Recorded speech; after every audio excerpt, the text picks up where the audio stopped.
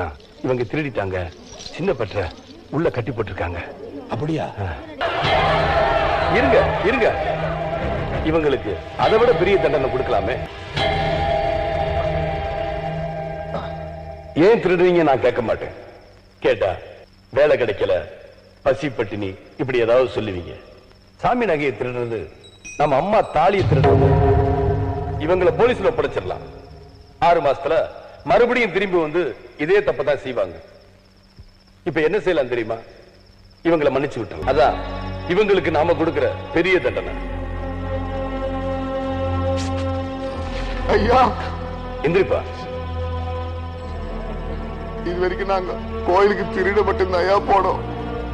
இனிமே கும்பிட மட்டும்தான் ஐயா போ. மாமா தாத்தா கூட அன்னைக்கு கோயிலுக்கு போயிருந்தேன். அங்க சாமி கும்பிடும் போது தாத்தா என்கிட்ட உனக்கு சாமி எப்பவுமே முத்து மாமான்னு சொன்னிச்சு.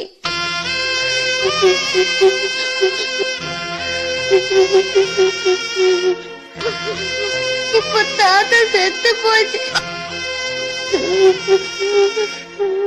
அழாதம்மா, உங்க தாத்தாவும் சாமி மாதிரிதான்.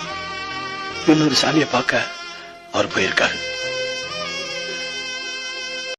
அவன் நினைச்சா எதையும் செஞ்சிருவான்னு பயப்படுறியா?